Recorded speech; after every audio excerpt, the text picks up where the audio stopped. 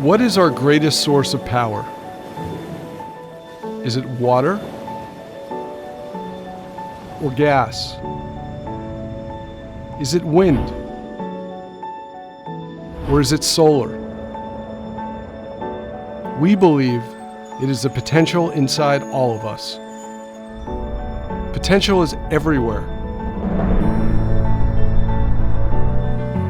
Do you see it? In the classroom, on the field, commuting to work, in the office, or just starting up. Sometimes it is hard to see. Sometimes it gets lost. And sometimes it gets wasted in the wrong job. We believe in the power of potential and the ability to unlock it, providing managers with the key, providing employees with the path. We believe in the power of potential. Let us help you realize yours.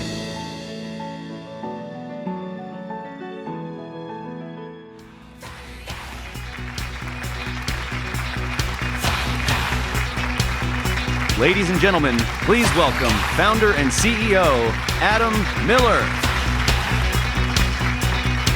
I was caught in the middle of a railroad track.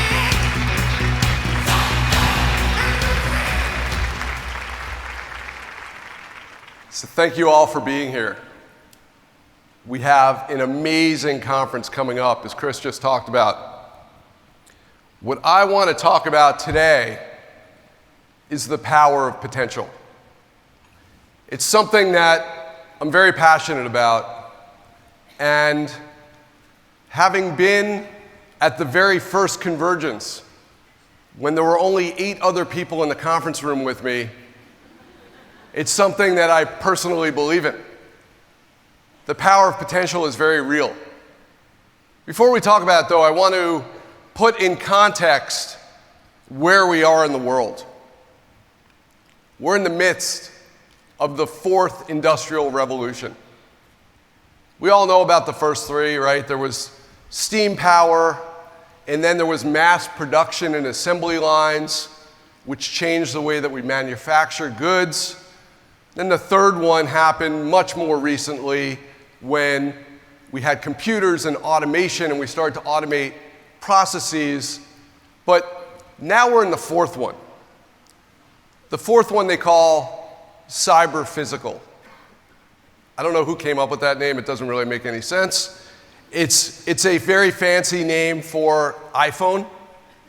It's basically the convergence of the computer and physical items, but combined this time with artificial intelligence, and the result are things like autonomous vehicles, like smartphones with GPS and all sorts of capabilities. That's the world we're in, and the change that's happening with this industrial revolution is much faster than the change that's happened in any of the other ones, by orders of magnitude. This is something that you hear a lot of people talk about. Right? People are talking about the pace of change and the challenge associated with that pace of change, because this new Industry 4.0 is causing us to rethink and reimagine almost everything. The way we conduct business, the way jobs work, the way we live. It's something that everybody's talking about. It's in all the publications, whether you're talking about consumer publications or business publications. This is a very hot topic. This idea that change is happening so rapidly, are industries prepared for it? Are companies prepared for it? Are individuals prepared for it? Are you prepared for it? We've talked a lot before about the skills divide, but I want to admit something. This is not new. This is actually a picture of one of the first telegraph machines. This came out in the 1830s. It was very difficult to operate a telegraph machine. It was a big machine, lots of capabilities, very difficult to manage and work with, and so you needed a highly skilled employee to be a telegraph operator. And as you can imagine, it was hard to find them. So if your town got a telegraph machine, you were really excited until you realized that nobody was able to use it. And so you had to figure out, how do I get somebody able to use this telegraph machine? And as you can imagine, being a telegraph operator was a really good job because you had a very unique skill set that was very highly compensated. So this has been going on for a long time, right? Technology causing changes which create new jobs. Those jobs are requiring incremental skills that most people don't have, and so those people are sought after and highly compensated. So here's proof. This has been going on for a long time, almost 200 years. But this time it feels a little bit different. Why is that? It's because the scale, the magnitude of what we're talking about. So if you just look at America, there are about 6.5 million people that are still looking for work. So even though unemployment is extremely low, 6.5 people are either unemployed or underemployed looking for work. But most of them can't fill the 7.6 million jobs that are available.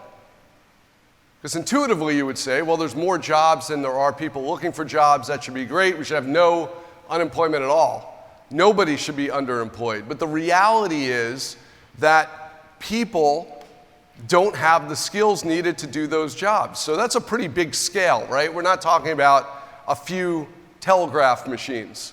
We're talking about millions of jobs. In fact, if we take this a step further, employment is expected to increase by over 10 million jobs, meaning there's going to be 10 million more jobs created. Problem is 40% of those jobs are going to require advanced skills. So we're talking really big numbers now. It's growing 3 times faster, the pace of people being able to create these skills. In fact, we always talk about, and you've heard about this problem, predominantly people talking about the technology industry. And in particular, computer scientists, engineers, people that are able to operate as technologists. Why is everybody talking about that when we're talking about 10 million jobs? The reason is this is even more severe. Of the 500,000 new tech jobs being created, those people are all fully employed, right? The unemployment level in that segment of the labor pool is basically zero. Anybody who wants to work and get a job. So if there's 500,000 new jobs created, who's going to fill those jobs? Well, nobody knows because there's only 40,000 new people entering that labor pool. So that means every year there's going to be a major gap between the number of jobs being created for computer professionals and the number of new graduates that have those skills. So this is a very acute part of the problem, but it's not unique, right? This is a widespread problem that has a lot of scale. Last year we spent a lot of time talking about the skills divide, and it is very real. And what I think people don't appreciate is how global it is. This skills divide is not just in the US. This skills divide is everywhere in the world. It's not just in California. It's not just in the major tech centers. It's everywhere, in every industry. And it's becoming more and more pervasive. And so disruption has to be expected. In fact, if you think about the Fortune 500 as kind of the linchpin of the economy, right? Many of you work at Fortune 500 companies, big part of our client base. The reality is, even the Fortune 500 companies, which are extremely well capitalized and have tons of resources, and if they needed to, could pay for a lot more engineers, even they are going to be highly disruptive. They need to adapt, or they're going to be left behind. And we believe the solution to this problem is really right in front of you. The answer is the people you have already. You're not going to find new people that can solve these problems. We think if you can tap into the power of potential amongst your own workforce, with your own people, you can do amazing things. The power of potential is smart for business, but what I want to focus on right now is that it's great for people. Now, you guys may have seen the movie, but the right talent can be found really anywhere. And that's why it's often right in front of you. So if we think about the right talent, the movie that was out there talked about Katherine Johnson. Katherine Johnson started, it's the movie Hidden Figures, started as just a really smart kid, basically a genius in West Virginia, who got a very rare chance to enter West Virginia University. They allowed 3 people, 3 minority students, to come into West Virginia University. And then one of those people happened to recognize how good Katherine was and invited her to a special program. And that program somebody saw her at that program and invited her to NASA. And then NASA had her operating as a human computer. This is back when people didn't trust that computers can actually do mathematics correctly. And it was actually John Glenn, one of our first astronauts, who said, I'm not going to go into orbit based on the calculation of some box. I'm going to only go into orbit if she says that those calculations are correct. And so John Glenn gave Katherine Johnson a chance to become important at NASA. And then we all know that she then became one of the key people that enabled us to get to the moon. It's a pretty incredible story. That was a lot of happenstance. But it also shows you the power of potential. Now that's an example of somebody who people saw, right? Her potential was very obvious. She was a genius. But what if it's not so easy to see? Sometimes talent is actually really hard to see. And so this becomes a job of recruiters and hiring managers to think about how do we find talent that's out there, right? That purple squirrel, that diamond in the rough. And so when you think about recruiters, we have in our country one version of recruiters that are very highly compensated because they're hiring people that get paid a lot of money.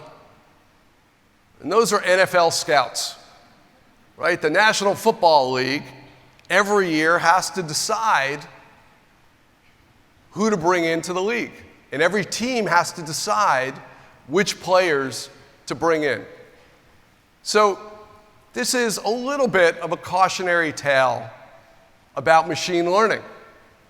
Because as some of us talked about yesterday, machine learning is based on the data that you give it. And the data that you give it is often the data that shows you the past. It's what already happened. And so the machine interprets that data to try to make predictions about future data. So in football, they actually use data. And there are scouts that go out and identify potential talent. So this is a scouting report. I'll just read the beginning. A scouting report on a prospect to be a quarterback. Poor build, very skinny and narrow, ended the 99 season weighing 195 pounds, and still looks like a rail in 2011. Okay, not exactly a resounding endorsement for this person. So this guy was barely going to make the draft based on that scouting report. Can't drive the ball down the field and doesn't throw a really tight spiral. Okay, these are kind of basic things. But we're in a world of metrics, right? We don't care about subjective opinion. We're going to base our decisions on metrics. Well, the NFL is great with metrics. They look at a few different things that really are determinative of how people do, right? The 40-yard dash, how fast do you do it? You do it sub 4 seconds? This guy did it in 5.3 seconds. I think you can walk faster. Vertical leap, 24.5 inches. This guy's definitely not making the NBA. Lateral, 7.2 seconds. This is not good. In fact, this is the 6th worst in the history of keeping track of these metrics. Literally 6th worst. So if you ask the machine to tell you, should you hire this guy, she would tell you, absolutely not, no chance. Makes no sense. The Wonderlic, which actually came from the Navy, is a particular score. Even that said, no chance. This guy's not the right guy. Well, how wrong are they? That's Tom Brady. Tom Brady, the literally winningest quarterback in the history of the NFL. So beware of the data you listen to. Sometimes you do have to go with your gut. In fact, one of the top coaches was asked, how'd you miss this guy? This guy was drafted in like the second to last round. He was a third, fourth string quarterback. That's what he said. We didn't open up his chest and look at his heart. We didn't look at that. I don't know anybody that did. What kind of spine he had, and resiliency, and all the things that are making him really great right now. Just think about that for a second. These things are important. We sometimes call this gut instinct, right? Culture fit, grit, perseverance. How do these people fit in our organization? Sometimes you got to go with your gut because potential is not always super apparent. But that's not the only aspect of potential. Sometimes potential is there, and maybe the metrics are fine, but it needs to be nurtured. So, as a fan, I can't sit here talking about the Patriots as somebody who lives in LA without talking about our boys. So if you think about nurturing, and we stay on the football analogy, who is the most important person on the team to do that nurturing, right? Who's really in charge? Is it the GM? Not really. It's the coach. It's the head coach. Right? That's the person that's going to pull the potential out of the person. Because management does matter. It makes a difference. And most of you work in the human resources business. You know management matters. Well, we have a quarterback in LA. And in 2016, he was widely panned as one of the worst quarterbacks ever. He was a top draft pick, and people said the Rams were crazy. This kid had no idea what he was doing. He was terrible. 4-12 season, and they had a coach that had been a coach for a long time. The kid was hopeless. But the general manager actually didn't believe that. And the general manager said, no, our problem isn't the team, it's the coach. We need a better manager. We need somebody better to nurture these people. So they brought in a new coach. Within 1 year, he was in the Pro Bowl. 1 year of a new manager. mentoring him, nurturing him. And now, Sean McVay and Jared Goff, one of the best pairs out there. They have that connection. The manager helped pull the potential out of the employee, and they went from being super bad to playing in the Super Bowl. Next year we'll win.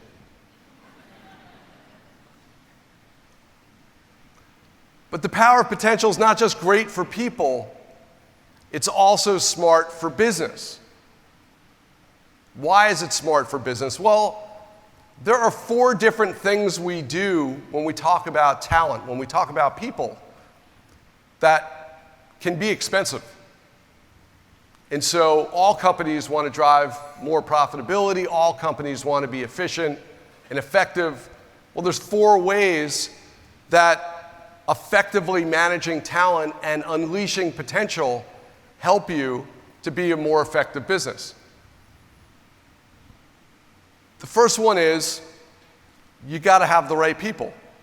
Right? We just talked about that. A company's success, an organization's success depends on its people. And so finding the right candidate can actually be very expensive, right? Depending on the particular role that we're talking about, it could cost thousands or tens of thousands of dollars or even over $100,000 to bring in the right person to the organization, depending on the level and the type of role we're talking about, right? It can be very expensive. So if you do it wrong or you don't do it well, it's even more expensive. It's going to have a major impact on profitability for a business. If you do it right, conversely, you have a virtuous cycle. You can do extremely well, right? If you have a positive candidate experience, then it increases the likelihood of acceptance of an offer. If you streamline the process, it makes it easier for the candidate to apply. And if you have more applicants that are more apt to take the job, and you have more choices and you're able to identify the right people, well, you don't need to spend as much time hiring. You have a higher success rate, you're going to be more effective. You also need to develop your people. This kind of understates the point, right? High performers deliver up to 400% more than their counterparts. Actually, that understates it. We all have heard about the 10Xers, right? Somebody really good at their job can do 10X more than their peers. They do 10 times more of the work. They're 10 times more productive. You see this all the time in businesses, in almost any role. So developing people is incredibly important to drive productivity, but also if you don't develop your people, you have a different problem. If you don't develop your people, then you're at risk because your employees are 12 times more likely to leave your company. 12 times more likely. We used to say, this is all about the millennials, right? The millennials are the ones who are going to have 4 or 7 careers during their lifetime, and as a result, the millennials need to keep learning, and if they feel like they're not learning, their career's not advancing, then they're going to go somewhere else. This is no longer just about the millennials. The millennials are now about half the workforce. So if the millennials are now half the workforce, that is no longer just a few employees. That's become the organization. And the organization is saying, if you don't teach me, I'm going to leave. Because people understand the disruption that's happening. It's not a secret anymore. It's in your face. Everybody knows about it. We see the malls closing. We see the stores closing. We see the shift in pay, in compensation between the unskilled and the skilled labor force. And we understand that if you don't keep learning, you become obsolete now. So how do you solve this problem? What's something that you can do to really mitigate this? Well, we call it the 5 for 20 challenge. It's actually a fairly simple idea. Take 5% of your employees' time and let them train. Let them learn things. Spend 5% of your time training. Why 5%? Because it's actually an easy thing to remember. 5% is one day, one work day a month on average. If you think about every month having 4 weeks, every work day having 5 days, 1/20th is 5%. It's one day a month. Could be one dedicated day like we do at Cornerstone. We have development days once a month. Or it could be time spread out over the course of a month. But we believe that that 1% will result in a 20% reduction in employee turnover. So whatever your turnover rate is right now, we think it'll go down 20% if you allow your employees to learn 5% of the time, which, by the way, is also really good for the business. It makes you more agile. It enables you to have the skills you need to be competitive, but it also helps you retain your employees. Here's how the math works. You can pick your industry. Based on the industry, you can understand, you can input your average annual salary for an employee and say how many employees you have. This can all be done online at the Cornerstone website now. And it's going to calculate for you what is the opportunity, right? What kind of savings are available. Now, you have to look at net savings because it does cost money to allocate that time to do the training. It's not free. And even if the training itself were somehow free, there's opportunity cost of those people taking the time to train. But the cost of replacing those people is much higher than the cost of allowing the person to train. And so the math works, and this is a very compelling return on investment. It's something that we've been doing, and it works. And we are now encouraging all of our clients to think about this. Spend 5% of the employee time to train. Now, maybe you don't do that. Maybe you do have the turnover. Wouldn't be surprising because employee turnover is the highest it's been in 10 years. Now, that's not necessarily a terrible thing. It's not that all companies have gotten worse. Part of it is we're in a tight labor market, so there's more opportunities for people. It's easier for them to go somewhere else. But it also means, in general, companies are not doing a good job empowering their people, developing their people, retaining their people. And this is very costly. Depending on what kind of job we're talking about, when the person leaves, it's expensive. Now, there's a lot of reasons it's expensive. Part of it is just the reality of how much it costs to replace a person. So even if it's a low-level employee, if they leave the organization, there's a reasonable chance that you're going to have to spend some significant dollars to replace that person. But the more senior they are, the more expensive it is. And this makes sense, right? The more senior somebody is, likely the more people they impact. And therefore, if somebody very senior leaves, who's running a department or a division, that might cause a number of people to leave the organization, and therefore, that person leaving, especially involuntarily, is going to be, that person leaving voluntarily against your desire is something that would have a real impact on the cost to the organization. And we've all seen this. We've all seen the reality here, and it could be absolute dollars, or it could be opportunity cost, or wasted time, onboarding costs. It's expensive. So the cheapest way the most effective way to save money in this case is just to retain the employees in the first place. If you don't invest in your talent, you're going to lose them, right? The data is very, very clear now. People want to be treated well. People want to have opportunities. They want to keep developing. People want to realize their potential. Makes sense, right? Everybody does. Every athlete wants to. Every employee wants to achieve what they're capable of doing. And it's incumbent on organizations to enable that, but it's also a little bit incumbent on the employee to do that. And this is true not just for individuals, it's also true for teams.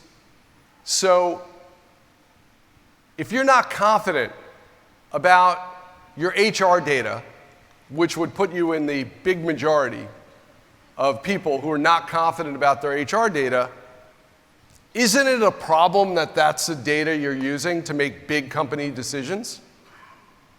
You're using that data to decide who does what. You're using that data to decide what gets spun off, what gets added on, how to reorg the business. And yet the data you're using to do that you're not confident about, and the results of a bad reorg are severe.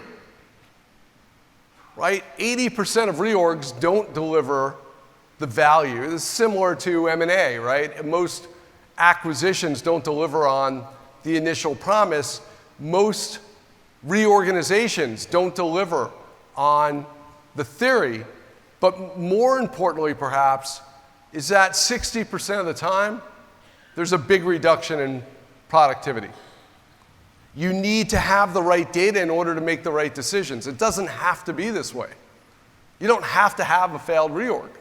It doesn't need to be 80%. If you have the right data, if you understand your people, you understand the potential of individuals, their performance, where they are in their career journey, where they are in their development, and you help them to achieve more, you can much more effectively manage the organization as a whole.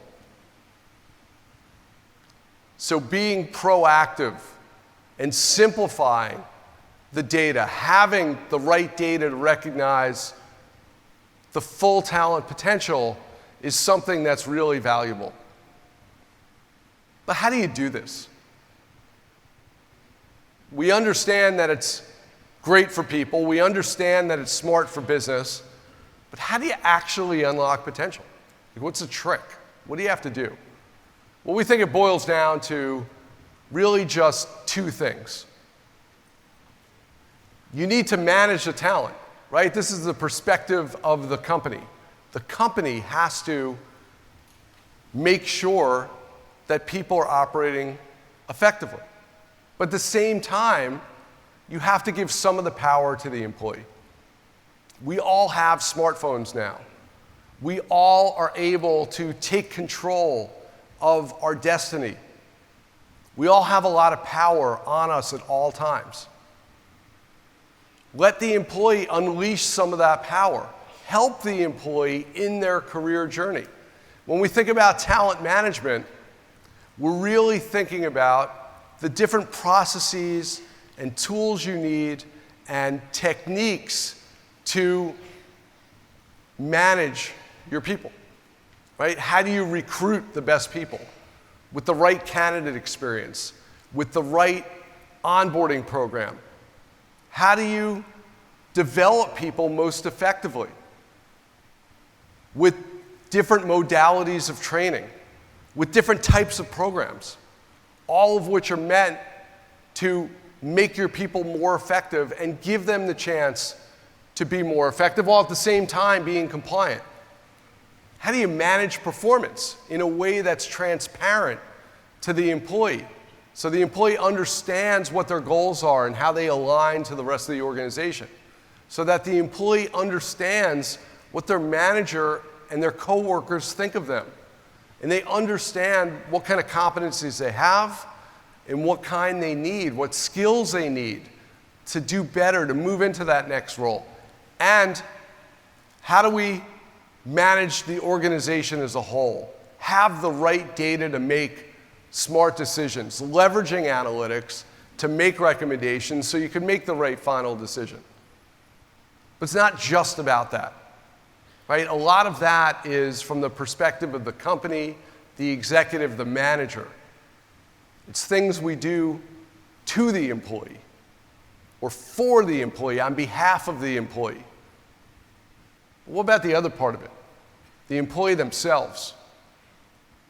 Right? We live in a very empowered world now where people have the ability to take control of their destiny.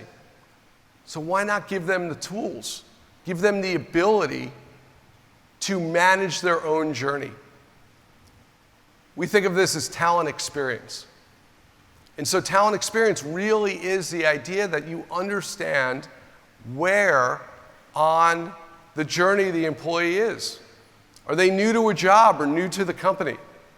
Right? That first week, that first month, that first year, what are the kind of things you need as an employee to be successful? What about you've been in the job for a little while, but you want to get better at the job. You want mastery of what you're doing. You want to develop skills to not only be really good at that job, but maybe consider the next job. And by the way, what if you're ready for the next job? How do you decide what the next move is? How do you even see and identify what kind of career opportunities are available to you? And if something is of interest, how do you understand whether or not you have the right competencies and skills for that job? And if you don't, what is the right training path to get better at that? And what if you move up and now you're the manager and you're running a team for the first time? Or maybe you're an experienced manager, but you really want a high-performing organization. How do you do that? What are the tools? What are the capabilities to be able to do that? We think there's an opportunity to help people in both of these areas, and we're going to talk about that in a few minutes. But before, I want to introduce 3 of our clients to share their stories about how they're managing this journey and how they're thinking about the power of potential. And that's John Hampton from UPS. That's Aaron Strauss from WeWork, which is now called the We Company, and Katie Lampkin from RSM. I want to invite all 3 of them up to the stage to talk about the power of potential.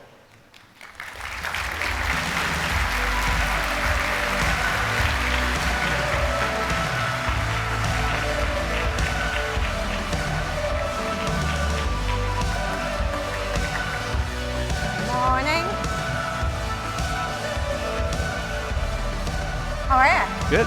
Great. Thank you for coming. Thank you.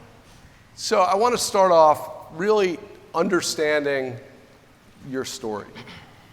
So Katie, why don't you start? Share your story Sure.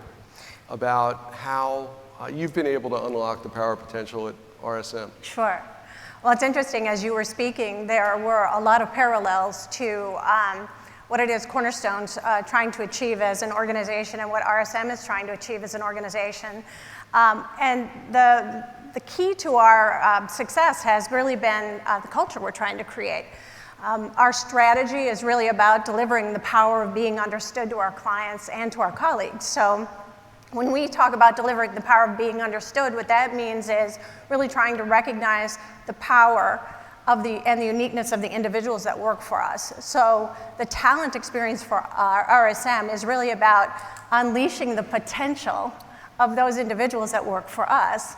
And the really wonderful partnership that we've had with Cornerstone has enabled us to take the strategy that we have for talent around really trying to re-recruit those 11,000 people that we have in our firm. And we are an accounting, tax, and consulting firm. I would say that at the front end. But we really need to pay attention to those 11,000 people we have. So everything from how we help them set goals, everything for how we help them develop. We use Cornerstone's learning management system. We use Cornerstone recruiting. We use performance. But we've really taken on this to create an experience at RSM that really makes them sticky to us, that really helps us understand what they need and what they want. So your comments about giving people space and time for development, giving people coaches, right? Enabling feedback in real time. We have transformed our entire talent management process to a year-round conversations. We've leveraged Cornerstone feedback tools, project feedback, and we've created something called fast feedback that enables our people to get feedback anytime, anywhere, after a project, after a presentation. So our goal is really about creating that experience that enables our people to serve our clients with excellence, but also enables us to keep them around for a very long time. And one of the things, part of the RSM story that I think is really fun is when we decided to go out and find an integrated talent management system to help us enable our strategy, we really went out to the market and said, we've got to talk to some of the top providers of service in this area. We were a mess, right? We had one vendor for our applicant tracking system. We had another for learning management. We had homegrown systems for many things. And of course, because we're an accounting firm, we had Excel. So we did a lot of really cool stuff in Excel. But what we were really looking for was that integrated experience, integrated technology that would help us integrate the talent experience for our people, but also for our leaders, right? We wanted to have a one-stop shop. We wanted to have one place for us to look for all of our talent-related information. And we went through our process. We interviewed 2 other vendors besides Cornerstone. And one of my most favorite things about our meeting with Cornerstone was we knew right away that they were living our brand promise, right? So the power of being understood was probably one of the most important things that came through as we were selecting Cornerstone as our vendor partner. You listened, you really were helping us solve our problems and not trying to sell us technology. So we really knew right from the outset that Cornerstone was going to be a great partner for us to enable our strategy. And I'm happy to say we have just been thrilled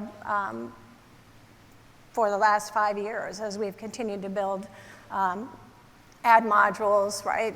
Enhance the modules that we have. The team has been terrific. Can't say enough about how happy we are about our partnership with you. We appreciate that. The check's in the mail.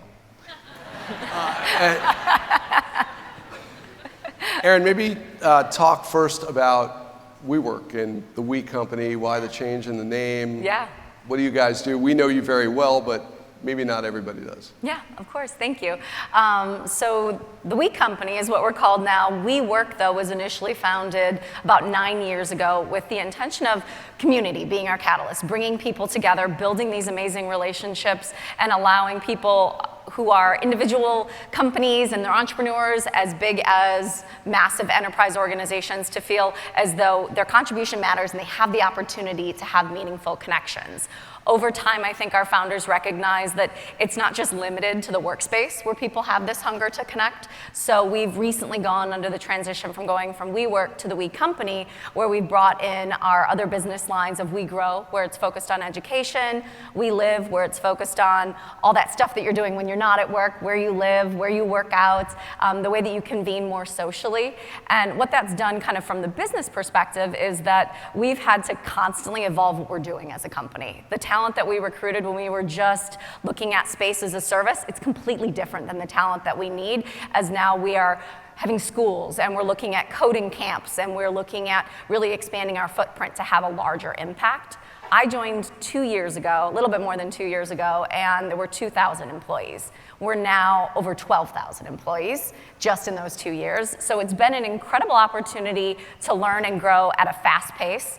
When we initially started the partnership with Cornerstone, our intention was, how do we get those individuals who are running the buildings in WeWork up to speed so that they can expand across markets, have that greater globalization, and we were super excited about the endorsement feature. How do we share that expert mindset with every new person that is starting and really use our internal talent to train everyone else, knowing that we weren't sophisticated enough at that time to have built out HR practices and processes. And it was just such a lovely fit because we were able to look at the LMS and say, we really just want people to find this guided path and follow accordingly. As time progressed, we brought on more professional experience and people coming in saying, I want a learning experience, but they didn't want it to be as guided. So we were really forced to reflect on how do we relaunch the learning management system? How do we make it something where everyone can learn and grow from that? So again, through Learner Home, we were able to really give people access to learning opportunities that felt much more authentic and helped people recognize the different skills that they could acquire over time. And it really helped us move from more of that expert mindset to that beginner mindset that everyone can learn. We did, though, quickly realize that when you open up learning to everyone and the manager isn't actively involved, people are going out and they're learning great stuff, but their manager really isn't checking in with them. It's not a part of their marker of success. So we dug into it as an organization and really recognized that, for the most part, people couldn't articulate what makes you successful in our company. When you join an environment that is fast-paced, you kind of got to grab on and just go for the ride, and that's not the best employee experience. So it was a good opportunity for us to really sit back and say, let's find out what are the things that make us successful. We began on the thought of identifying competencies. Where it really ended up was cultural competencies. So what are the things that bring our values to life, as well as what are we going to need in the future as a business, knowing that we're constantly expanding into different markets, we're expanding into different ventures, and we need our talent to be able to come along with us. So we landed on things like adapting with resilience because we have the high change environment, or making good decisions, which really boils down to when you only have 50% of the information, how do you not get paralyzed? How do you move forward? How do you continue to learn and grow? And getting those competencies across the organization and getting that alignment now becomes the backbone to all of our HR processes. And it's not about those tactical skills where you're going to learn this specific system or you're going to learn how to compute something in a certain way, but it's really how do you behave in our environment where you can thrive and you can feel like you're going to be able to make that impact every single day. So the exciting thing for me being in the learning space is now we get to design all the programs that gets people excited. We get to take people through experiences where they want to learn and their managers care because this is what's going to lead to business success as well.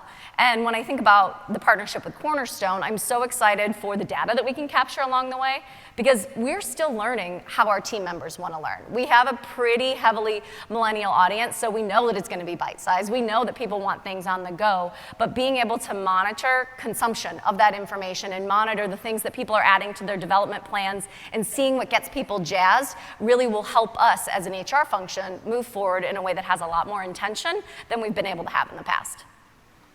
So John, I don't think people need an introduction to your company. They just might be confused why you're not wearing your brown uniform. Tell us the story of UPS and how you've been able to really capitalize on the power potential. Absolutely. Thanks for having us. Just a little bit about UPS, though. I mean, we are a 112-year-old organization. We have 481,000 employees. And while we deliver goods and services to over 220 countries and territories around the world, we actually only have captive employees in 73. So one of the things we want to make sure you kind of learned about this morning is that we're going through an enterprise transformation that started last year. Because we know that we have to heavily reinvest in our organization in terms of our infrastructure when it comes to facilities, equipment, technologies, as well as looking at a lot of the internal business processes that we use across functions. So with that, HR is stepping up, and we're the first HR transformation initiative within the organization. They picked HR to go first. And we're taking a look right now over the next couple of years of the way that we're going to deliver HR services differently around the world. And we started this journey actually several years ago when we made the opportunity or decision to revamp our performance and career management processes at UPS. We had some static processes that really hadn't changed in 20 years, and neither had the technologies that supported them.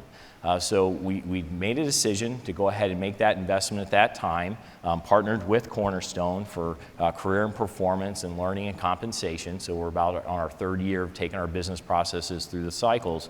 But the reason why we had to get new technologies is because at the time, we built a lot of things internally. So we do a great job building world-class package delivery systems. We don't do the best job building career management systems, and that's what we did. And they weren't going to support us for the future. We also knew that we needed to do a better job in skills gap identification of our workforce. So something that's probably unique to UPS's story is that we do succession planning probably to a lot lower level than a lot of organizations. So when we turned on Cornerstone, we included all 40,000 of our full-time supervisors and above. That's our entry-level operations supervisor, all the way up to our senior vice president gets an annual talent assessment performed on them. Their profiles are reviewed in an annual talent review somewhere in the world in their business unit or their geography, and they have an opportunity to be seen by other leaders. We're so excited about that we decided this year in 2019 to expand the scope.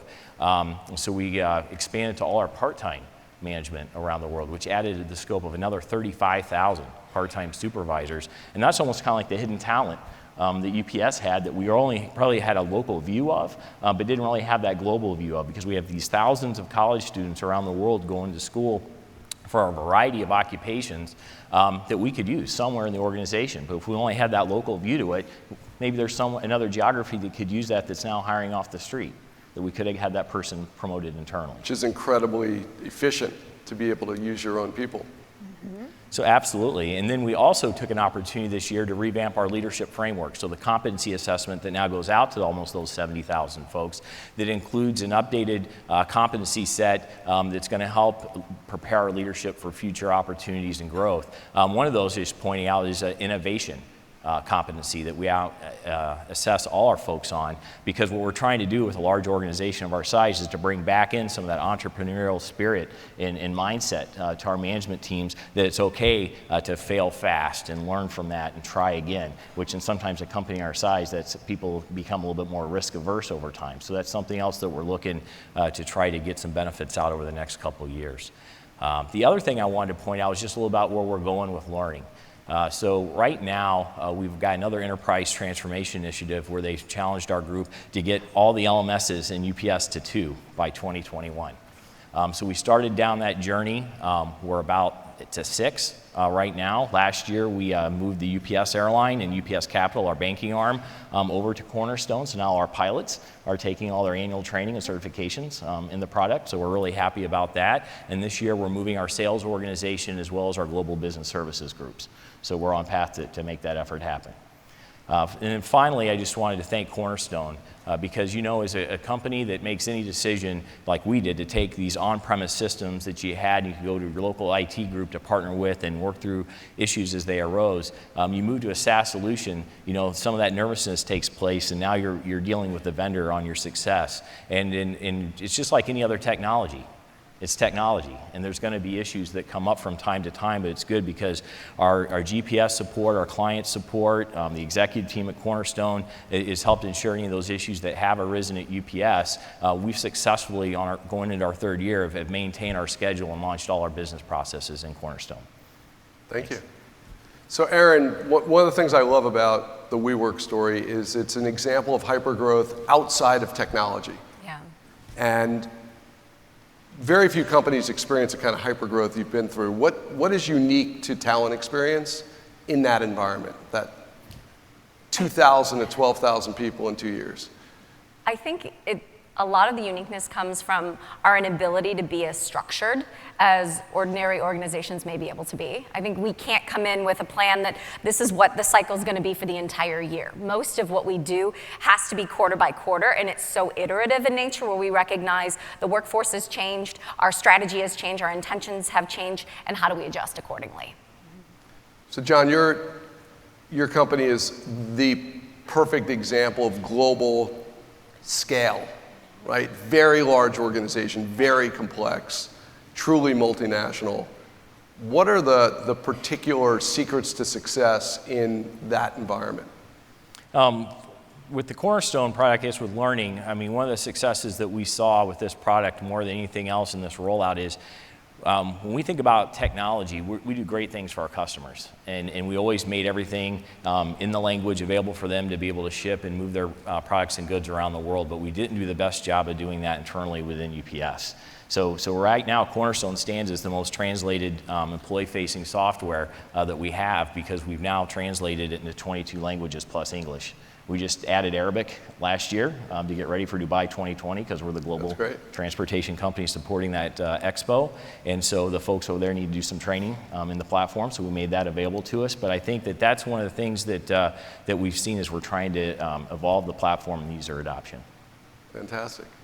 And Katie, you've had a very successful implementation of Cornerstone.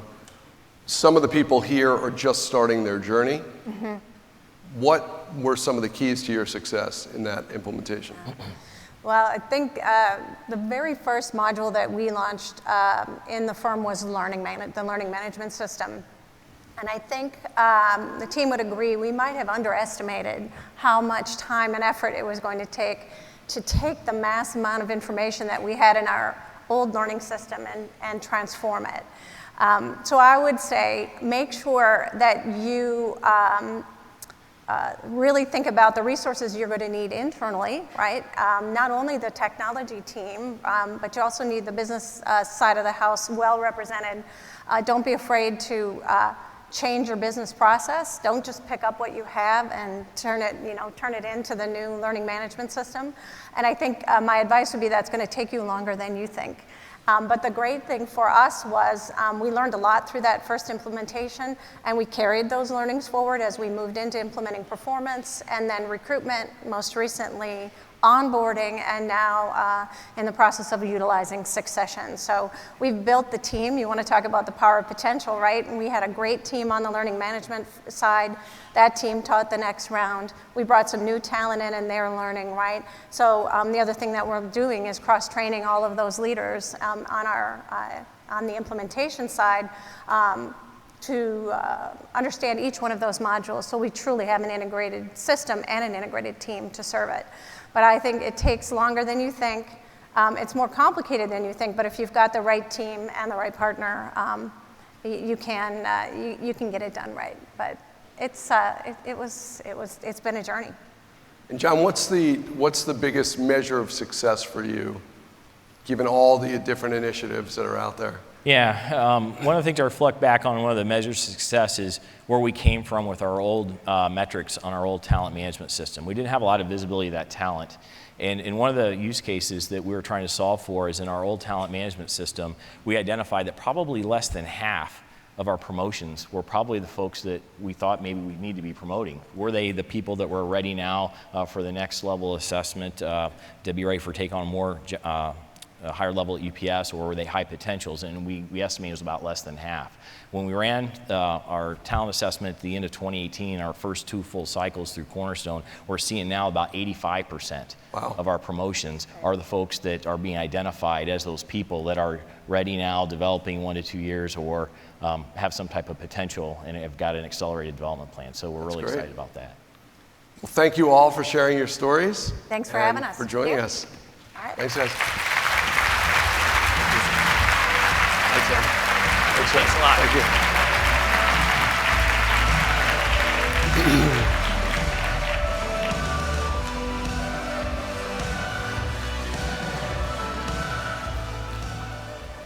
So we talked about the industry. We talked about how some very well-known brands are using Cornerstone out there in the world. But what's our mission? What is it that we have been aspiring to do, and how can we help you? Because that's some of the reason you're here. And I wanted to talk a little bit about why Cornerstone even started. What was our point? And as you know, we truly believe in the power of potential. And our company was built from the beginning on the idea that it is possible to help people to realize that potential. That it doesn't always happen by itself. And yet there are techniques, tools, capabilities we could provide to make it a reality. And as part of that, we understood that to unlock potential, managers had to have the tools they need to empower their people.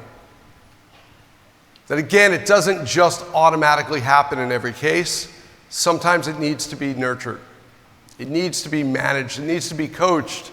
It needs to be unlocked. And we also understood that that was the core of talent management, right? This idea that tools to help you recruit and identify the right people, bring them into the organization, help them get onboarded and connected to the company, that helping people get the right development at the right time in the right place, that helping managers effectively manage was something that would really drive a company to be successful in unlocking potential. But we also realized that employees need help. And they don't just want generic help. Employees want personalized help. Employees want to understand that what they're getting is specific for them. They're getting the tools they need at the time they need them, based on where they are in that journey. We call that talent experience. And that's why we created a talent experience platform as part of our overall solution, to ensure that employees are getting what they need at every step of their journey. And from the beginning, we've really believed that if people are given the right opportunities, they're given the right training, they're given the right mentorship and management, that they can achieve anything. There's really no limit to what you're able to do as a human. And as a result, from the beginning, we've kept our company focused on just one thing. We haven't gotten into other areas. We've stayed true to our original mission, which was to focus only on people. And so all the tools we have, everything we do, is really founded on that idea of people being at the center and development being at the core. So today, Cornerstone has 4 different product suites with content and learning really at the core. Cornerstone Recruiting, Cornerstone Learning. We now have Cornerstone Content, Cornerstone Performance, and Cornerstone HR. So I want to talk a little bit about how these different tools can actually help you achieve this objective, achieve that mission of helping you to unlock the potential of your employees. When we think about recruiting, we think about all of the changes that have happened in recruiting. Obviously, relative to 20 years ago, recruiting is dramatically different. Not only don't people use classified ads anymore, I'm not sure there are many newspapers anymore. So you couldn't even do the classified ads if you wanted to. Obviously, a decade ago, people were focused on online job boards, and that was the primary way people recruited. More recently, it was social media and leveraging social channels to recruit. Then people realized one of the best sources of talent was actually right inside the organization. Internal recruiting has become more and more important. And referrals from employees to help them recruit has become incredibly important. So recruiting is not just different than it was 20 years ago. Recruiting is actually quite different than it was 3 years ago. With the skills divide, you now have a tale of 2 types of recruiting. You have entry-level positions, unskilled jobs that have hundreds of applicants to every job. How do you find the right person in that haystack? On the other hand, you have very, very few candidates for the skilled jobs that are opened. How do you attract those people? How do you identify them? How do you bring them over? How do you hook them to come in? And once you have these people, how do you provide the right onboarding experience? How do you make sure that they're getting what they need and they're being onboarded most effectively and most efficiently?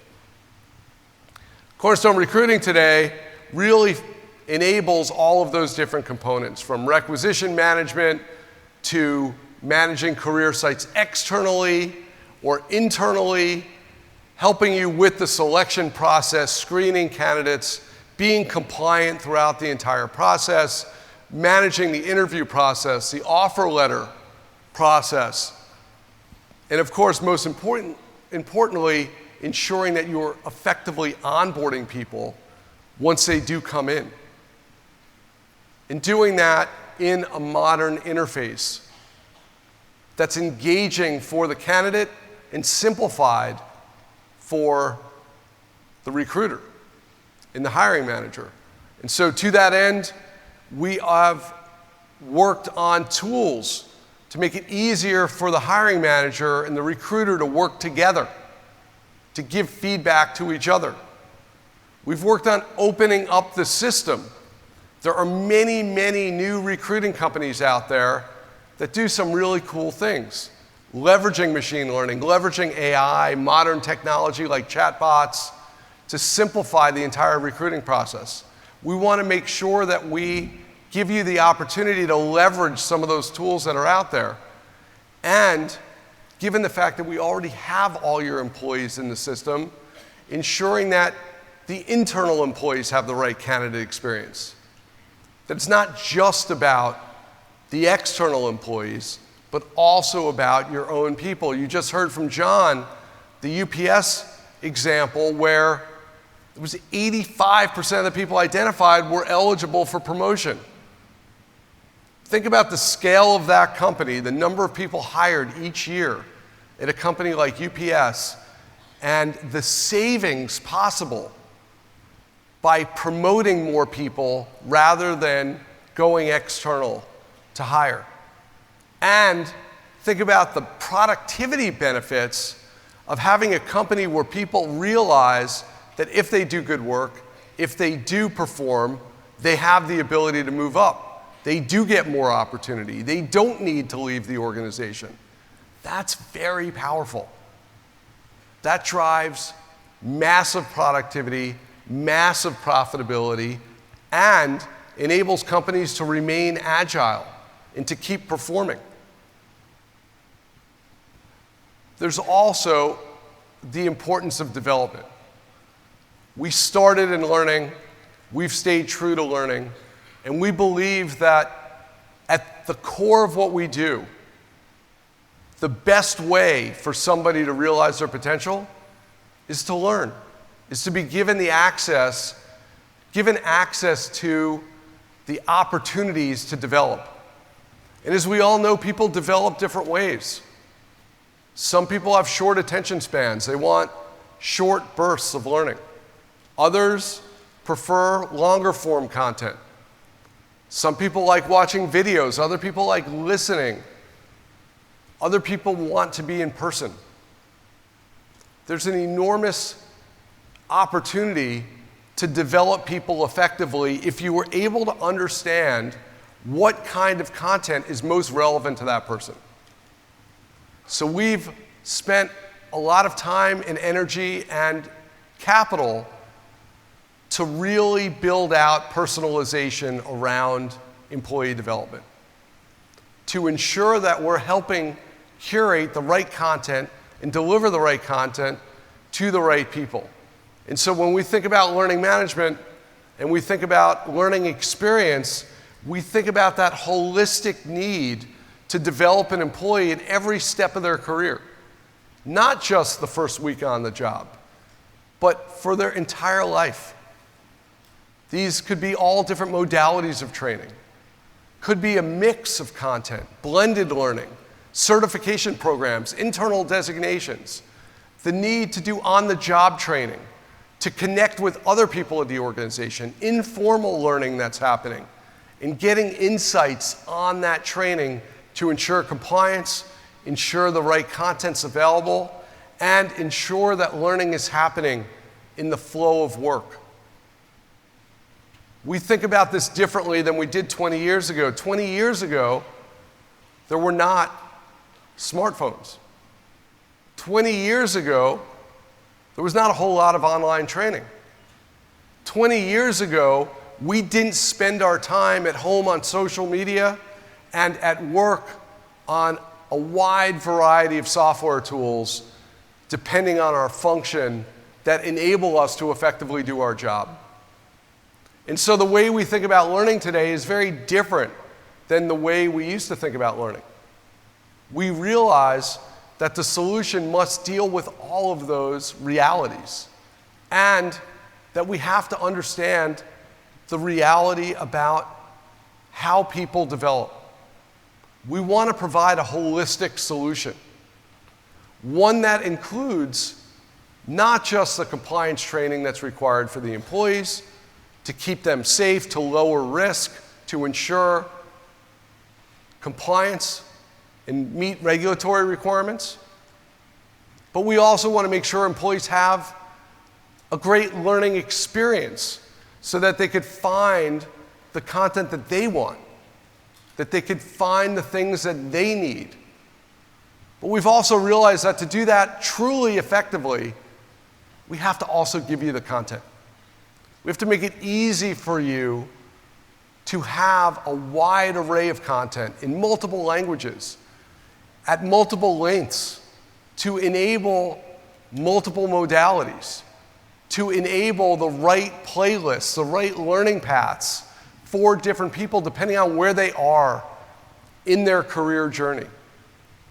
And so to do this, we've introduced Cornerstone Content Anytime, a collection of content that enables people to have a highly curated experience, a true subscription, the same way that we do at home, whether we're watching video on Netflix or Hulu or Amazon Prime, or we're listening to music on Pandora or Spotify or Apple Music.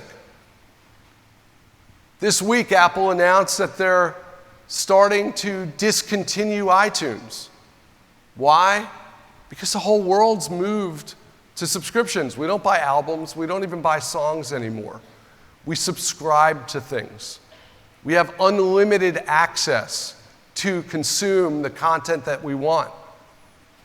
Why isn't the same thing true for learning and development? Most of the online content today is video-based. Why can't we subscribe and get whatever kind of content we want at our fingertips, working on any device, available anytime, from anywhere in the world, in multiple languages with different topics, to go narrow and skim the content and subject matter, or to dive deep and develop mastery of the subject matter. That is the vision behind Content Anytime. We've taken this very seriously by allowing a full ecosystem of content. We'll be developing our own original content. We're partnering with the top brands in training, like Sandler for sales training, to deliver content through partners that we develop jointly. We acquired last year a company called Grovo, the world's leader in micro-learning, because we understood through the data that we have that people were taking content in shorter and shorter doses. So whereas when Cornerstone started, online training were 16-week courses meant to replicate the university experience, today some of the most popular content is 3 minutes long. And so we now have an amazing library of micro-learning that we're working on localizing into multiple languages so that we could share it with our clients all around the world. And maybe most importantly, we are partnering with the top brands in the world and some content providers you've never heard of to enable us to deliver best-in-class content across many, many, many different subject areas, whether it's vertically based content or specific content for different subject areas. So the Content Anytime subscriptions today are around professional skills, what you need for every single employee in an organization, the things you would expect every employee to already know. Leadership and management, meant to help whether it's first-time managers be effective at their role or experienced managers become true leaders for your organization. Digital fluency to help drive digital transformation initiatives at companies around the world. Helping your employees understand what's design thinking all about.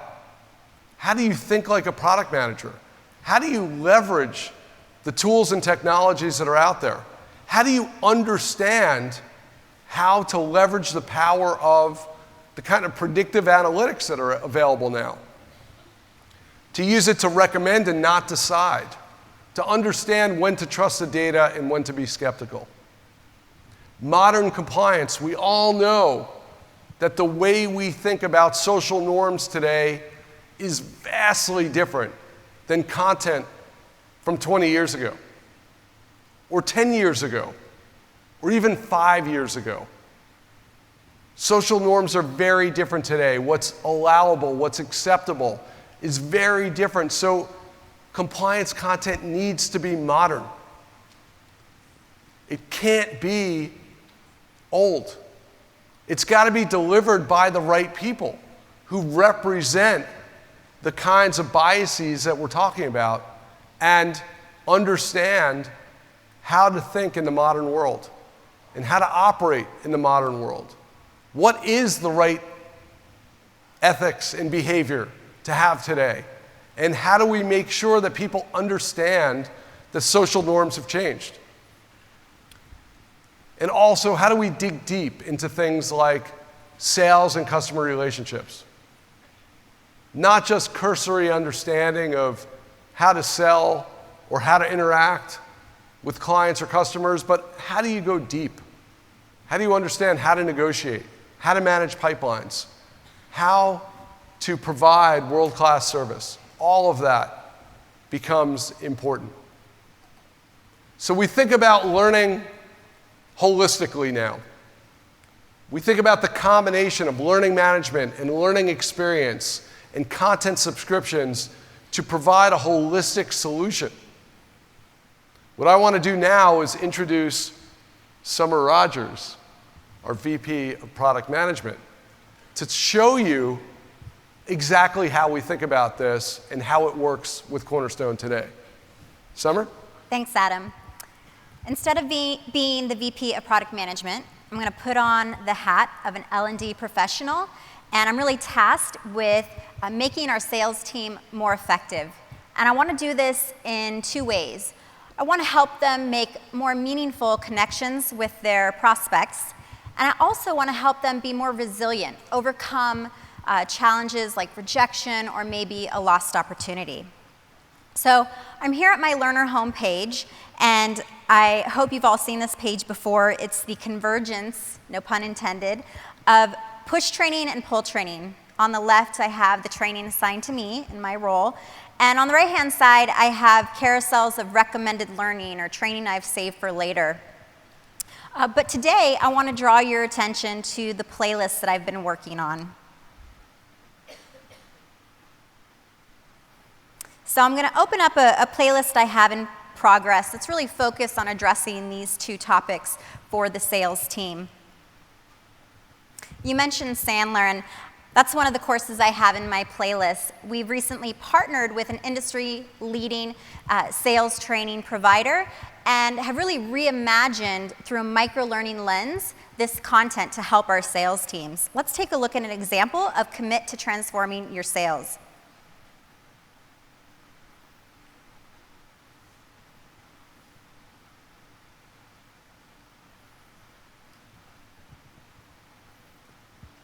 Been to a seminar? You probably got some tips, heard some stories, and walked out feeling inspired to be better. But over time, that feeling fades. You start to forget. In fact, psychological studies have shown that most people forget most of what they learn at seminars within the first 48 hours. Seminars, and I don't believe seminars work. I think they're fun. I think you get a nice buzz from a seminar, but I don't think anything happens. You can't teach your kid to ride a bike. Not this conference. You'll remember for 72 hours what happened. So that was David Sandler. And what I love about this content is it grabs my attention, and it really surfaces quickly the value points that we're trying to teach within that micro-learning. Let's go ahead and close that example. So I'm going to go back to my playlist, and the next thing I want to focus on is content that will help my sales team really improve their resiliency. And there's a great course that I found in the subscriptions that we have available to us about how grit can help you grow your career. And this is a course that's done by Angela Duckworth, who did a study at West Point and found that students with greater grit ultimately have greater success. But while that content is great on its own, for the sales team, I'd really like to contextualize it and make it personal to their role and to our organization. So I'm going to go ahead and navigate to our new Create tool, a tool that we acquired when we acquired the Grovo company. So great content, but also comes with a tool that helps our organizations customize, personalize the Grovo content or build their own micro-learning. So here I have that How Grit Can Help course, and I'm going to click Edit on it. A couple things I want to tell you about this Create tool. It's really simple. We've seen a lot of course creation tools, and it's by far the simplest that we've come across.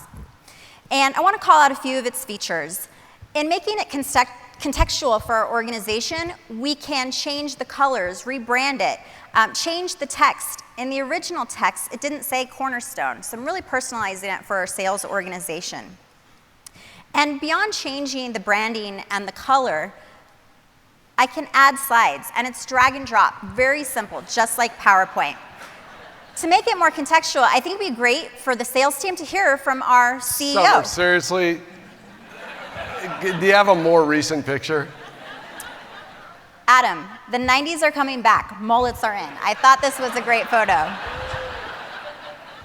But if you don't like this photo, I can use maybe a more recent one and insert that in the course. And having Adam tell the sales team, a little bit about his perspective of grit, that grit allows you to apply your self-control to difficult tasks, and in doing so, grow as a person, really personalizes it for our sales team. I think they'd like the other photo, though. If I wanted feedback on this course before I publish it out, I can send a link to other subject matter experts that can really review how I've tailored this course or how I've changed this course. I also can directly publish it from the Create tool. So this means it's updating all the places you can access the training. The Learn app on your mobile device. This is, by the way, mobile out of the box, so anything I build automatically works on any device screen size. And it's instantaneous. So as I publish it, it takes me right to that course console page in the Cornerstone system, where I could add more metadata around subjects if I want to, or I could change the availability. And if you haven't seen this page for a while, again, this is a place where you can really understand the consumption of that training over time. So now I want to round out the demonstration by talking about those access points that a sales rep has available to them to consume this training. And I mentioned the Learn app. Certainly from your transcript or the web application, you can reach this course. But I want to tell you about a new place. And it really is aimed at bringing Cornerstone to where the employees are. In this case, our sales reps spend a lot of time in Salesforce managing their opportunities. Hopefully this page looks familiar to you, but we're not actually in the Cornerstone system. We're in Salesforce, and Cornerstone is delivering a new Cornerstone for Salesforce connector that's available in mid-June. And you'll see here we've recreated the learner home experience. And for the sales rep, what they'll find here is that list of maybe compliance training from the HR department that's due soon, as well as the training that's delivered by their sales enablement team that's really specific to their role. Notice they have all those carousels on the right-hand side and can get to all of the courses, find courses, see the details, and click Launch right within the flow of work from their Salesforce interface. One more aspect of this that I want to call out is the reality that we want to bring the learning to the moment you need it.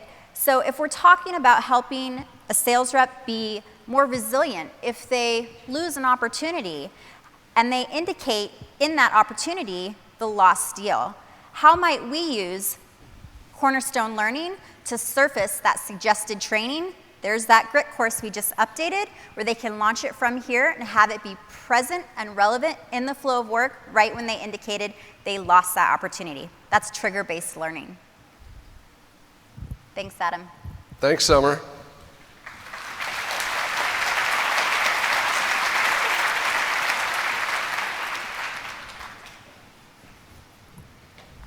So what about performance? Performance management's a really interesting area in HR circles. I don't know if I should say that out loud, but the opportunity to manage an employee is done many different ways. Today there's a lot of controversy around what is the right way to share feedback with an employee. Should it be done once a year in a compensatory review? Should there be no reviews at all? And should it be done every day with continuous feedback? Or should we take a cue from where we've been successful in development with agile programming and apply agile methodology to performance management with the idea of 2-week check-ins? Every 2 weeks, we're going to check in with our employee. We actually think all of these things are reasonable, and it's not one or the other. You actually can do all of them. It makes sense that an employee would get feedback from their peers at any time. Anytime they go to a meeting, anytime they give a presentation, anytime they work on a project. It also makes sense that an employee has regular, periodic feedback from their manager in person, via video conference, or on the phone that's documented. And it also makes sense that at least once a year, you're sitting back and thinking about the trend of the employee. Not just a point in time, but rather not just 2 weeks or a month, but how are you doing over the last year? Are you getting better? Have you not really improved at all? Are you getting worse? Is there a problem we should talk about? And how does that compare to the other employees so that you can effectively pay for performance? So we think it's not an either or. We actually think it makes sense to do all these things, to drive engagement, to drive transparency, and to help you retain and manage your employees. To do that, we've provided a lot of tools over the years. Crowdsource feedback, continuous succession planning, enabling you to constantly rate the employee at any point in time, not just when you do your annual talent planning, but if you have a meeting and you think, you know what, I didn't like that meeting, I think the retention risk for that employee has gone up, I'm going to update that right now. I didn't realize this employee has such high potential, I'm going to update that right now. Compensation planning in a streamlined way where you get recommendations based on data, based on the performance of the employee, based on the performance relative to everybody else's performance. Having visualization of your data. So we talked about most companies not having good HR data. That shouldn't be any of you because you're all using Cornerstone. And you have the ability not just to get the right data, but to visualize that data with things like Cornerstone View and Benchmark to understand where you are relative to other companies, but also relative to your own organization. How do you quickly understand who are my high potential employees that have been performing well, but are at high risk of loss and have a compa ratio that's under 1? We can do that in a minute from your tablet. And you could take action on that. We have the ability to help you with pulse surveys so that you understand engagement. And we think maybe most importantly, the point of doing all of this performance management is to better develop the employee. So how do you leverage these tools to better develop the employee? leveraging things like development plans. So we're very excited about something we've been working on for a while, which helps you not just get the continuous feedback in the annual review, but also lets you think about the conversation that the manager should be having with the employee. And so to do that, I want to welcome Tammy Hahn, our AVP of Product Management, to the stage to talk about Cornerstone Conversations. Thanks, Adam. So as Adam mentioned earlier, it's extremely expensive for organizations to not invest in their people. And as we heard from our panelists, there's tremendous benefits to be had by investing in the power of potential. And we do that by supporting every single employee in your organization by providing a great talent experience. Now, with Cornerstone Performance built with development in mind, we're able to transcend beyond traditional performance management, which measures historical performance, to a solution that not only provides just-in-time feedback, but actual actions that can help bridge those identified gaps. I'm thrilled to be sharing with you today our newest performance feature, Conversations, a tool designed for your employees to help navigate their work life, starting at the roots of your organization, by transforming your managers from supervisors to coaches. Now, Conversations facilitates frequent dialogue between managers and employees to provide visibility, clarity, and alignment on expectations, as well as documented actions that can help drive course correction and development. Let's imagine that I'm a sales leader at Cornerstone, and my team is well on its way to exceeding quota this year, namely because I have one really high-performing, high-potential employee, and her name's Anna.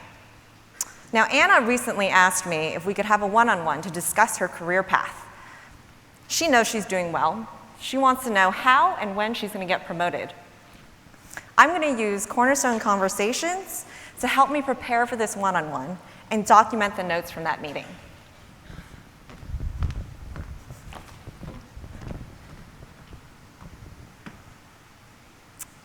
The first time that I log into Conversations, I'm provided with this first-time user experience.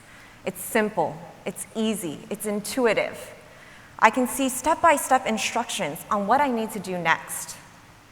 And as I scroll down the page, I'm so excited to see this Grovo microlearning content that will help me prepare to have a constructive, productive coaching dialogue with Anna or any other employee where I not only outline their strengths, but provide critical feedback that can help them develop and grow and learn. Let's go ahead and get started. My first step is to select the participant in this conversation. I'm presented with a list of suggested participants, my team members, people that I'm most likely to have a conversation with. If I don't find that person in this list, I can find or search for an employee. I'm going to go ahead and select Anna. My next step is choosing a template. Now, templates allow organizations to provide guidance on the topics that should be discussed within a conversation. Now, these can be structured as best practice suggestions for discussion scenarios, such as weekly check-ins, crucial conversations for performance improvement, career coaching, or even what we used to consider formalized performance reviews. Now, Anna, while she's closed a lot of sales deals, she's stepped on a lot of toes along the way. I've heard from cross-functional team members that she can be demanding, unrealistic with timeline expectations. So I want to have a transparent dialogue with Anna. I want to acknowledge the outcomes that she's achieved, but also align on expectations on how work gets done, but also continue to provide her a go-forward path that helps her improve and get that promotion that she wants. So the details on the career coaching template looks like it's a good fit for me. I can drill in and see the specific topics that would be covered within this conversation, which include things like areas of strength, development opportunities, and goal alignment. Seems like a great template, so I'm going to go ahead and choose this. And my final step is to confirm the details. And here I can select the meeting frequency, which is the cadence in which I will be meeting with this specific employee to talk about these specific topics. Now with Anna, I want to continue to have quarterly conversations with her about her career path. Now that I've created the framework for this conversation, all I have to do is set up my first meeting. So I'm going to go ahead and set that up for next Monday. Once I select that date, I see that my meeting is pre-populated with the topics, and there's note sections where I can start to prepare for that dialogue. I know that I'm going to want to talk about her strengths, which are her work ethic and her persistence, both of which are highly critical skills to being a successful sales rep at Cornerstone. Next, I'll want to discuss her development opportunities, which include effective communication,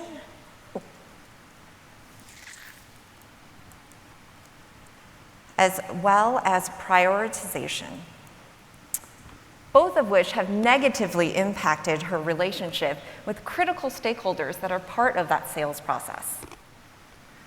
Finally, I'll want to acknowledge Anna's contributions to the team in showing her how her individual goals have tied to progressing our overall team's quota goal.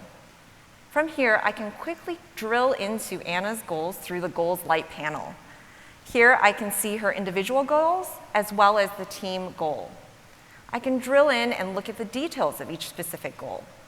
And what's really nice about this, I don't have to leave the context of the conversation meeting, which means that I can document notes while I'm making observations directly on this page. And if I want to update goal progress or the goal details, I can click to manage the goals.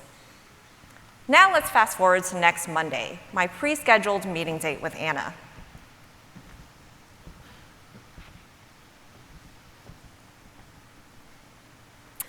Now Anna and I decide that we're going to go to a local coffee shop to have this conversation. We want to get outside of the office in the day-to-day. I think that I may be bursting her bubble because she thinks she's an all-star and ready to be promoted today. So I want to make her receptive to that feedback. At the coffee shop, I get a reminder on my phone, which has a link that takes me directly to the conversation. Using the tips that I learned from that Grovo training, I specify a specific example when Anna demonstrated poor communication and prioritization, which led to an escalation from our marketing manager. And I provide her actionable tasks where she can bridge those gaps, which range from shadowing Lisa, our most effective communicator on the team, as well as taking training in the catalog.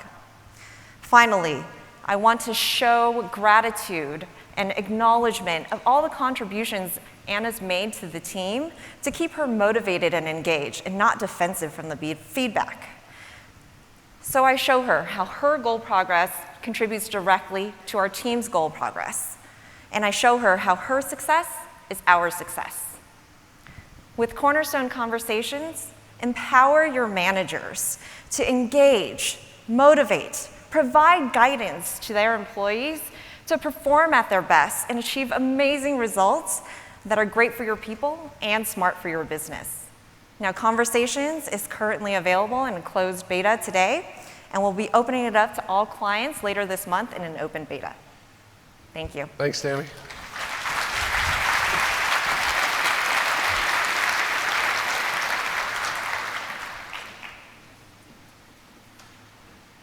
But we also need to manage the data. And so when we think about Cornerstone HR, we want to make sure that all of you have the ability to have access to your employee data. Some of you don't have that data centralized anywhere. It's in multiple systems, whether it's payroll systems or HRIS systems. It may also be dispersed in Excel files. We want to give you easy access. And so we've created a solution that allows you to get a centralized view of your global workforce, provides you with headcount planning and reporting, gives you state-of-the-art analytics, and allows for employee and manager self-service, all with a simple, intuitive UI. We want to provide even more opportunity for you to manage the organization, help you understand where there are vacancies, help you easily load data in and out of the system, help you see not just the whole organization, but individual employee records anywhere you are, and augmenting compensation planning with the ability to get real-time compensation data about any employee at any time. But we know it's not just about the software. We know that for us to be an effective partner for you, we have to do more. Like I said, we've been focused from the beginning on people. As a result, our team is filled with experts in human resource management. Our client success team, many of them having been part of organizations just like yours. Our thought leadership team, experts in talent management, in compensation, in learning, performance management, governance. Cornerstone University, helping provide you with the kinds of tools and training that you need to be effective using our systems. And an ecosystem of implementation consultants around the world helping you with integrations and implementations, as well as a global product support organization to meet your needs. Now, we've become a truly global business. Today, we operate in 25 different countries directly with sales and service operations. We have people all over the world. So what that means is we both have global reach and local support. We can help you on the ground wherever you are. We've made some serious investments over the last few months in these areas. We have doubled the number of tenured agents in our global product support organization over the last 4 months. And we've been able to do this by investing not just in Los Angeles, but all over the world, with call centers in Salt Lake City, Tel Aviv, Madrid, and Auckland, and Mumbai, ensuring that you have access to people 24 hours a day if you need it, and we can get you answers quickly. But it's not just us. We're bolstered by a great partner ecosystem with experts in all different aspects of HR management, including the ability to manage full transformation projects. We have content partners, we have system integration partners, we have consulting partners, HR specialists. Some are regionally focused, some are vertically focused, some are the biggest system integrators in the world. And they're here to help. They'll be at this event. They are here to work with you and to help extend the capabilities that we have to ensure that you are successful. Because our number one priority is making sure that you, our clients, are successful. We also want to make sure that we're able to leverage the power of what we do to make the community successful. And so from the beginning, when we thought about potential, we thought about the potential not just of your employees, but also of our employees and our communities. And so we're working on a new initiative with the Cornerstone Foundation, which has been extremely successful in its own right, delivering over $150 million of impact since we launched it in 2010. And that's something that's very near and dear to my heart, which is workforce development. We have created a new program called Workforce Ready to help bring the kinds of tools and development resources that are available to your employees to underserved communities, to help people who don't often have the opportunity to get the training they need to actually achieve their potential. And so I want to show a little video that explains what we're doing with Workforce Ready. Every day, millions of young people like me, Like me. wake up ready to make a difference, I'm building new skills and flexing new muscles. all in the hope of landing my dream job So I study. and stay up late to make that happen. I took 3 trains to get to this internship, I've learned how to do the job. but I want something more. I want to build my career. What's that gonna take? I need the kind of things they don't teach me in school. Teamwork, Leadership, communication, That's what I need to get ahead. to be the best, to turn my interview my internship, My job. into my career. Now, my future is up to me. workforceready.org. The skills of today for your job tomorrow. So we're literally taking our content and we're going to be working with community colleges, with foster youth programs, and with local governments to help reach people in underserved communities to get them the kind of training that's available to many of us. And we think this is just one more example of how we're able to leverage the power of potential. It really is smart for business and great for people.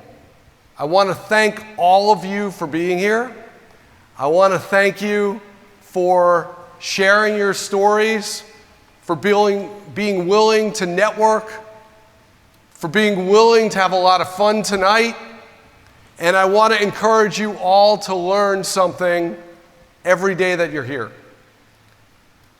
Go to the sessions, go to the partner park, go interact with others. Don't eat lunch by yourself. Don't eat dinner by yourself.